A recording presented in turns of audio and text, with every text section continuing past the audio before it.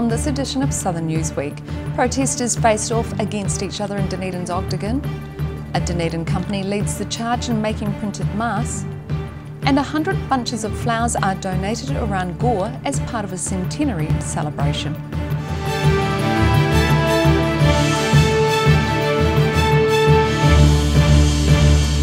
Kia ora, good evening, I'm Melissa Barton. Dunedin's Octagon was divided last Sunday as Suffrage Day turned into a conflict between rival protest groups. There were angry scenes and accusations of assault from both sides of the tense situation. There was a skirmish in the upper Octagon yesterday when older-style feminists who disagree with the bill which has just passed its third reading in Parliament clashed with members of Dunedin's trans community.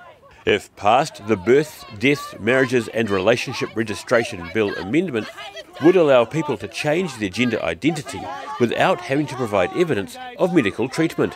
Around 60 people were on the transgender rights side of the debate in the lower Octagon, but some visited the opposing group of feminists in the upper Octagon. Tracy Crampton-Smith was amongst the older feminist protesters and could be heard yelling at the opposing group to behave like adults. Back off our space! Mate, can you get her please? She's assaulting us. Can you guys come over here? Come on, Bonelli, go back. Everyone can protest. Some feminist groups are worried what the changes might mean for women-only spaces, believing the suffragettes would have fought for women's rights. While Scout Barbara Evans of Dunedin's transgender community believes the strong women who protested for women's voting rights nearly 130 years ago would have sided with them these days. Submissions closed for the inquiry into Supplementary Order Paper 59 of the Birth, Death, Marriages and Relationships Registration Bill last week. In Dunedin, the South Today.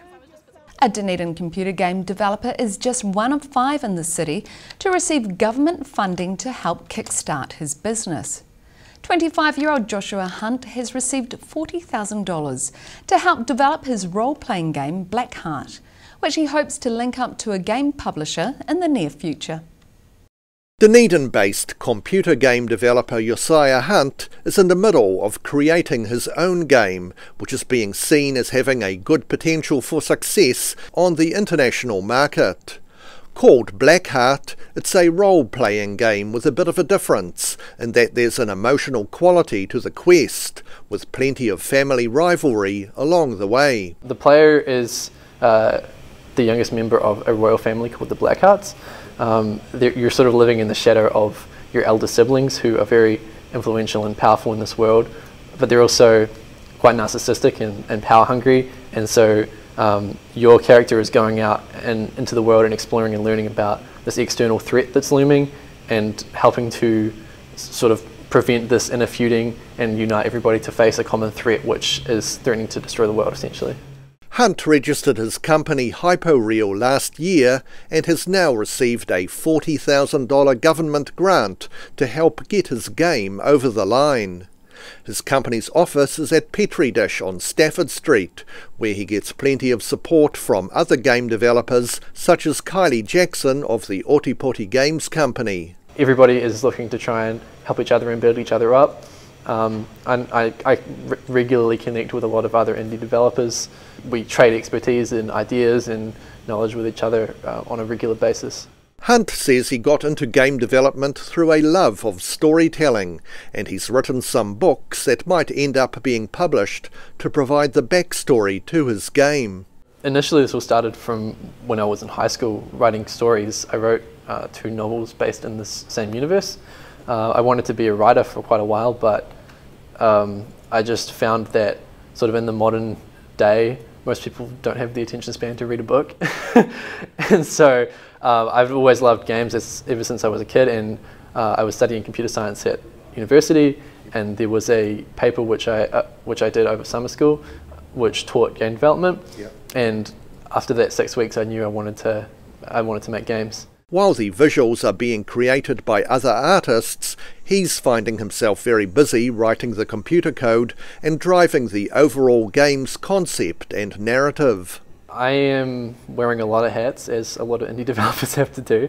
I do most of the designs in terms of laying out sort of the specifications of how things are going to look and how things are going to feel and how they're going to sound. But it's up to the artists to really have their own take on that and turn it into something real. Hunt is hoping to have an early version of the game ready soon for potential game publishers to look at, in the hope for a deal for worldwide marketing once the final version of Blackheart is ready. In Dunedin, the South Today. With the necessity of wearing masks in public due to COVID-19, one Dunedin company is leading the southern charge in printing masks for businesses. The Kaikorai Valley-based company dispatches about 10,000 face masks a week. Who is the man behind the mask? In Dunedin, it's Challenge Marketing owner Adrian Hocking, whose business is distributing thousands of printed masks a week. Face masks, can't keep up on them. It's kind of been the new, I suppose, drug of choice, so to speak. Obviously with level 3 mandatory face masks now at all levels, obviously schools as well. But the key thing we're finding with face masks is businesses putting their branding, putting their logo on them, because obviously they're out and about seeing clients, or customers are coming in as contact pickup, or coming into cafes, bars and restaurants, but also into retail premises, and it's good advertising as well. With mask wearing mandatory in shops and many public areas, organisations have seen an opportunity to spend some of their marketing budget with the southern business. Hocking says they've had some organisations ordering thousands of masks to be printed, but he says it's also an effective tool for smaller businesses too. We had a couple of big orders, had one potentially for about 20,000 face masks, and the good thing too is a lot of the small medium businesses that just need 8 or 10, we're supplying them as well, so there's no minimums, you can order one at a time, and really it's just a case of what you need for your business. He says there are a few supply chain issues with New Zealand made masks, with stockists they deal with being out of stock until mid-October at the earliest. However, he says they have strong relationships with overseas manufacturers. All of the New Zealand manufacturers we get stock from, they're out until late October and some November. So we're actually getting these ones at the moment out of Australia within 3 days, and these ones out of China within about 5 days on DHL. Yeah. He says about 1,000 masks were sold on Monday alone, and the level of uptake has taken the firm by surprise.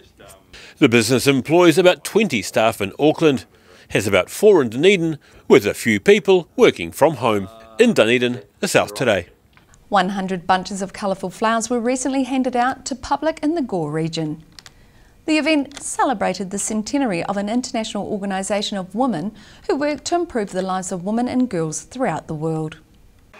Marie Gentle and Deborah Wood of the Gore branch of Seroptimist International were busy unloading bunches of flowers last week to hand out to the local community to celebrate the centenary of their organisation. Seroptimist International is 100 years this year and this month. So we're celebrating it and recognising it in Gore with the Seroptimist International Club Gore by donating 100 flowers around to our community. The group gave out flowers to people in Gore, Riversdale and Mataura. But we're going to drop some flowers for people to collect and take home, or give to people that need an uplift in spirit, especially after all this COVID lockdown we've experienced. Seroptimist International is a worldwide volunteer organisation for women who work to improve the lives of women and girls across the world. The Gore Group celebrated its 40th birthday last year. In Gore, the South Today. Still to come on Southern Newsweek, Dunedin Police get one of 3 new drink-drive vans in the south. And a South Dunedin jewellery shop is to close its doors after more than 50 years in the business. So see you after the break.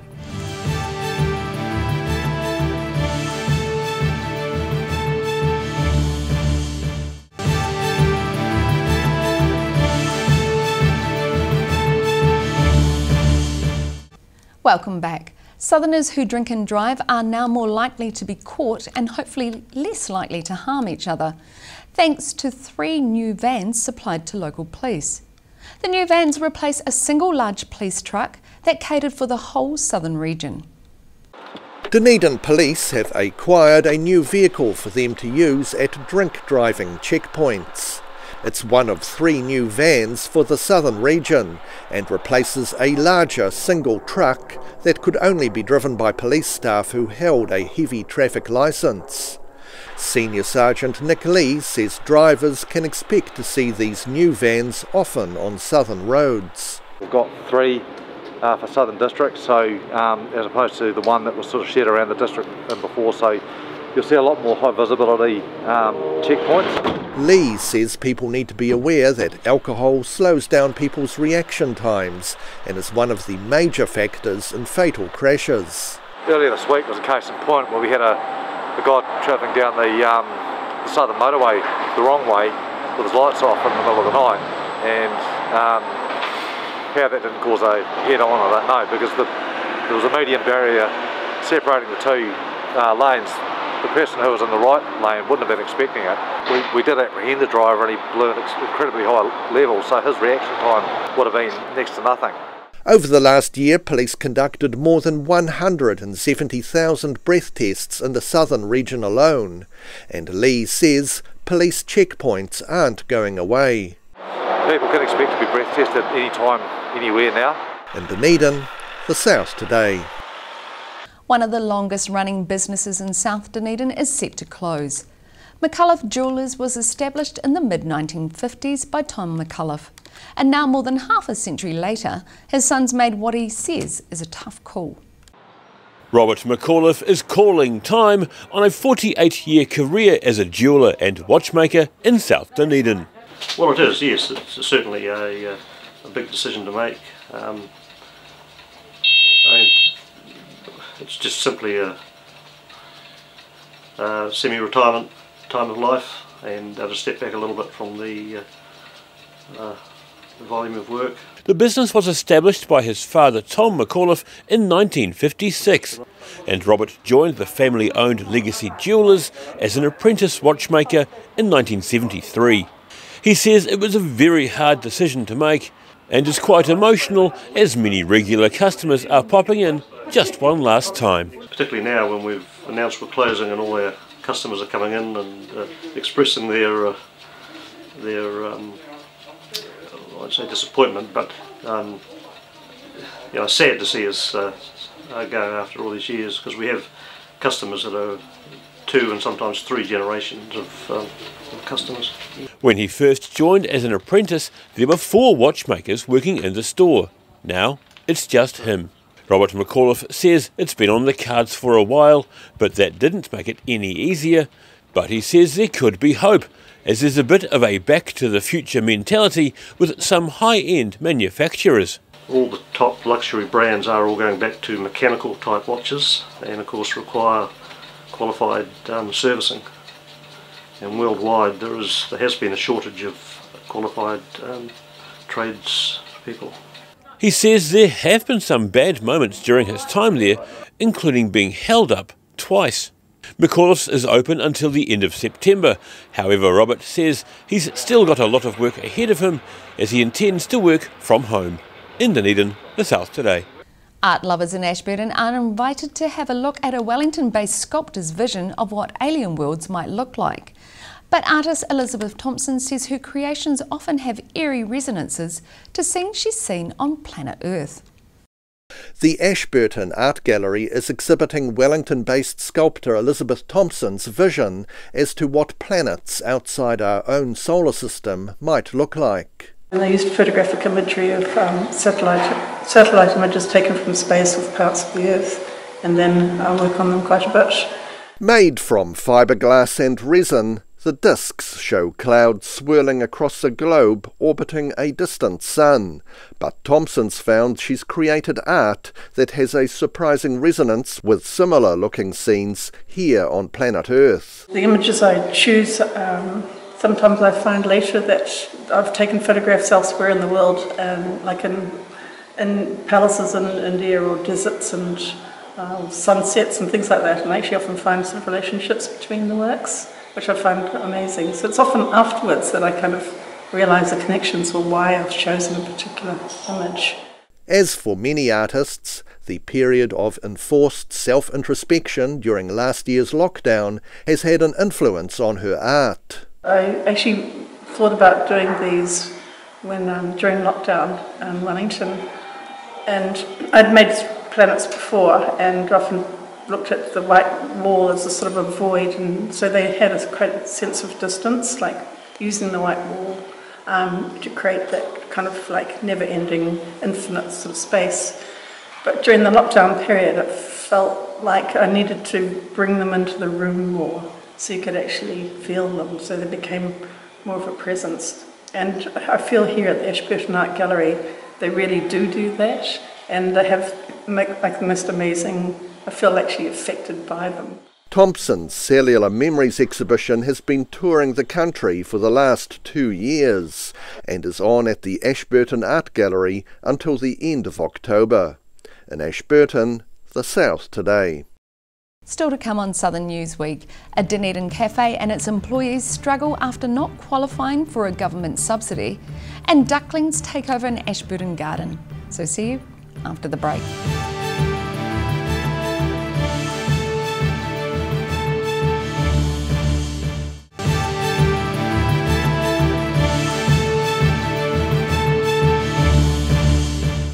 Thanks for staying with us. Women migrants are being given the chance to express themselves through art, thanks to a University of Otago pilot program. Currently, the art classes are limited to just 8 women, but organisers are hoping to get extra funding to expand the project. Dr. Pune Turabian is looking at how art can help immigrants from foreign cultures settle and integrate into New Zealand society. She's recently set up some art classes through the University of Otago's Centre for Global Migrations, helping a trial group of 8 women who recently immigrated to New Zealand socialise and express themselves through art. What was neat about this was that we connected with artists from the community.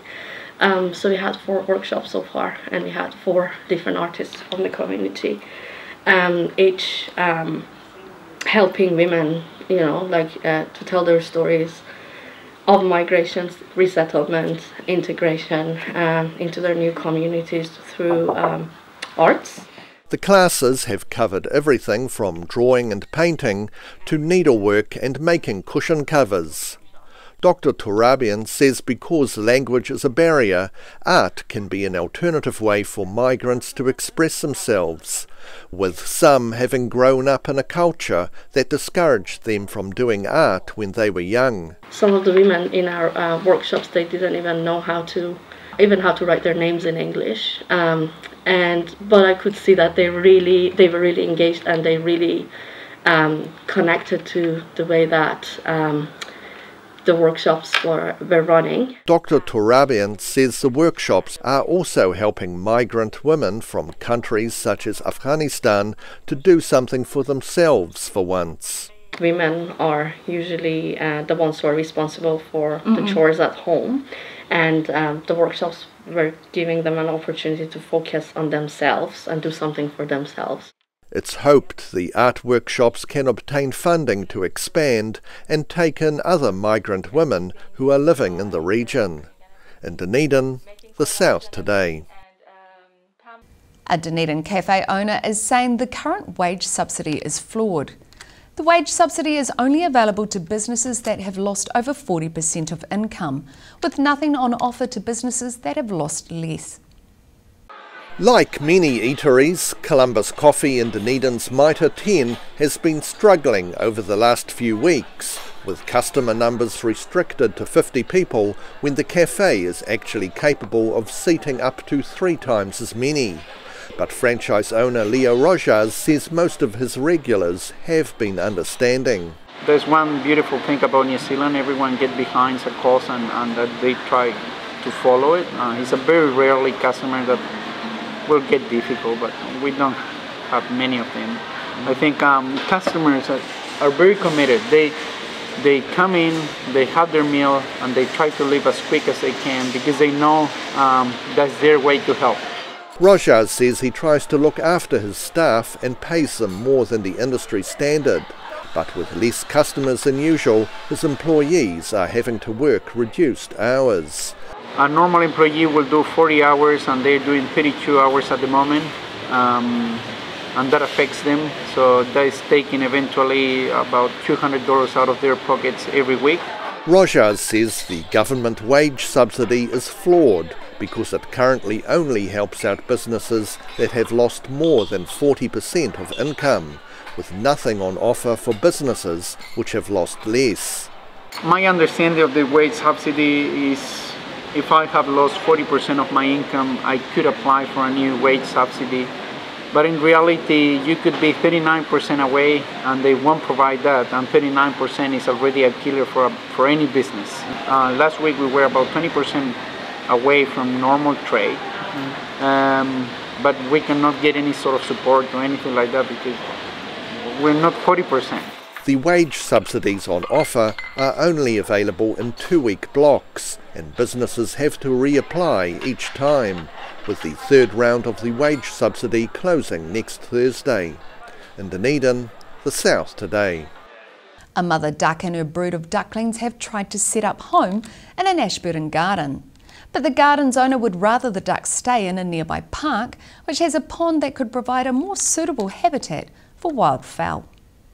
Cyril Keane of Ashburton has had a mother duck set up in his garden with her brood of what were originally more than a dozen ducklings. To have 13 little ones, it's unbelievable. And look how she's sitting and looking at them. It's unbelievable. Keane used a broom to gently shoo the ducks back to the nearby Braybrook pond, but to no avail. A half an hour later, my wife came in and said, "She's back here again." But unfortunately, she'd lost 5 in that time. Keane says he's become a bit concerned for the welfare of the ducklings. I just don't know what to do, if she wants to make a home here or what.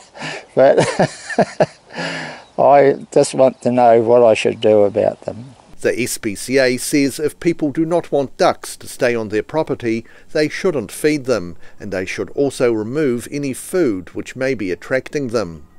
Many types of ducks enjoy grazing on short grass, so allowing grass to grow longer or reducing the area of lawns, especially around ponds or pools, may make the property less appealing to ducks. Ducks may also be nesting this time of year, and people are asked to avoid moving ducks that are incubating eggs, as this is likely to cause animal welfare issues. In Ashburton, the South Today. And that wraps up this edition of Southern Newsweek. For the latest news from across the southern region, head online to odt.co.nz. Thanks for joining us. Ka kite anō.